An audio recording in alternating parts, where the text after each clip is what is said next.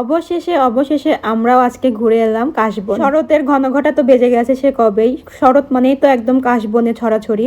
এখন যেহেতু পুজোর সিজন, শরৎকাল, তারপরে কাশবন চারিদিকে। এখন বাংলাদেশের মেইন ট্রেন্ডিং বিষয় হচ্ছে কাশবন। আমার মনে হয় না এমন কোনো ব্যক্তি আছে ফেসবুকে যে কাশবনে একবারও পিক উঠে নাই বা কাশবনের পিক ফেসবুকে দেয়নি। তো আমরা হচ্ছে কাশবন কয়েকদিন ধরে খুঁজতেছি যে কোথায় যাওয়া যায় কাশবনে ঘোরাঘুরির জন্য। তো এতদিনের লোকেশনটা পাইনি। যারা পাবনাবাসী আছেন তারা জানেনই না আপনার ঘরের কাছে একদম পাশেই কাশবনের এত সুন্দর একটা বন আছে। যারা পাবনাবাসী আছেন তারা যদি কাশবনে যেতে চান তারা অবশ্যই আমার হচ্ছে দেওয়া লোকেশনে যাবেন। অনেক সুন্দর, এখনো কাশবন এখনো হচ্ছে ঝরে যায়নি, এখনো ফুটে আছে, আপনারা গিয়ে দেখতে পাবেন। ঠিকানাটা হচ্ছে পাবনা বিজ্ঞান ও প্রযুক্তি বিশ্ববিদ্যালয়ের একটু সামনে গিয়ে মাহাতাব গ্রিন সিটি, মাহাতাব বিশ্বাস গ্রিন সিটি নামক যে সিটিটা আছে বা হচ্ছে আবাসিক এরিয়াটা আছে, সে এরিয়ার মধ্যে গিয়ে অনেক কাশবন পাবেন। একটু হাঁটাহাঁটি করলে আরও একটু ভিতরে যাওয়ার পরে আরও বেশি কাশবন দেখা যাবে। আমরা ফার্স্টে গ্রিন সিটিতে ঢুকে গেছি, ঢুকে যাওয়ার পরে হাতের ডান সাইডে একটা রোড গিয়েছে, ওই রোড দিয়ে গিয়েছি। এখানে অনেক কাশবন এবং অনেক দূর দূরান্ত থেকে মানুষ এখানে কাশবন দেখতে আসতেছে এবং পিকচার তোলার জন্য আসতেছে। সত্যি কথা কি, এখানে যাওয়ার পরে বুঝতে পারলাম যে এখানে কেউ কাশবন দেখার জন্য আসেনি, সবাই রিলস বানাতে আসছে এবং পিকচার উঠাতে আসছে। মানে যে গেছে না কেন সবাই শর্ট ভিডিও নেওয়ার জন্য ব্যস্ত। এই যে দেখেন না, আমি যাকে আমার ভিডিও বানানোর জন্য নিয়ে গেছি সে নিজেই ভিডিও করাতে ব্যস্ত, পিকচার উঠাতে ব্যস্ত। সে ভুলে গেছে যে আমাকে ভিডিও করে দিতে হবে। যাই হোক, আমি যেখানেই যাই না কেন আমাকে ভিডিও করে দেওয়ার মতো ক্যামেরাম্যান আমি পাই না। আমি সবাইকে ভিডিও করে দিই, সবার পিকচার উঠাই, এটাই বাস্তব। আমি নিজে কোথাও ভিডিও করতে যাওয়ার সময় মানুষ পাই না, কিন্তু সবাইকে আমি ভিডিও উঠাই দেই।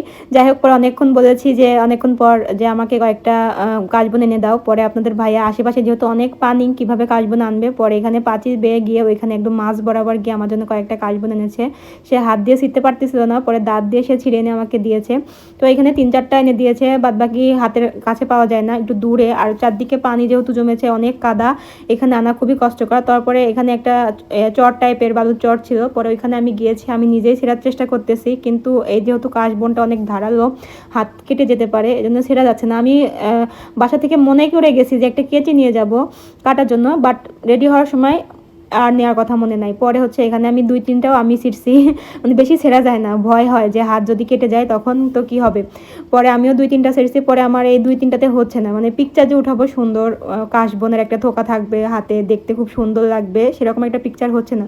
পরে আপনাদের ভাইয়া বলতেছে দাঁড়াও, পায়ে কাদা হোক আর যাই হোক, বউ যেহেতু আবদার করেছে অবশ্যই তো তাকে কাশবন এনে দিতে হবে। আর মেয়েদের মন রে ভাই, অল্পতে কখনো তুষ্ট হয় না, সত্যি কথা এটা। আমাকে কয়েকটা এনে দিয়েছে, তুষ্ট হই নাই, মানে একদম থোকা লাগবে আমার। পরে অবশেষে অনেকগুলো কাশবন যখন একসাথে করে আমাকে এনে দিয়েছে তারপরে আমি খুশি। দেখেন, এই যে আমার অবশেষে কাশবনের থোকা। সত্যি কথা, এরকম ভাবে কখনো কাশবন দেখা হয়নি। এবারই ফার্স্ট কোথাও ঘুরতে গিয়েছি এত সুন্দর কাশবন দেখার জন্য, পুরো পরিবার একসঙ্গে।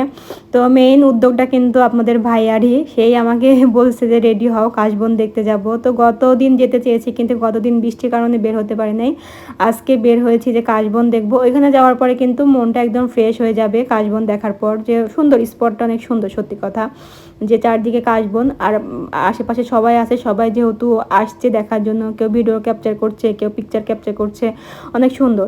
তো যারা যারা কাশবন দেখতে চান যাবেন। আর আমাদের পাবনাবাসী যারা যারা এই লোকেশনে গিয়েছেন বা আমার দেওয়া ঠিকানাতে আপনারা যাবেন, অবশ্যই আমাকে কমেন্ট করবেন যে আপু আপনার দেওয়ার ঠিকানাতে গিয়েছি, ঠিক বিজ্ঞান ও প্রযুক্তির অপোজিট সাইডে মাহাতাব বিশ্বাস গ্রিন সিটিতে। যাওয়ার পর অনেক কাশবনের এরকম স্পট, অনেক কাশবন আছে, অনেক অনেক অনেক। যারা যারা এখনো কাশবনে যাননি অবশ্যই কিন্তু কাশবন দেখে আসবেন। শরৎকাল কিন্তু শেষের দিকে, কাশবন কিন্তু এখন সব ঝরে যাবে, আর পাওয়া যাবে না। পরে কিন্তু এই আপুটির কথা মনে পড়বে।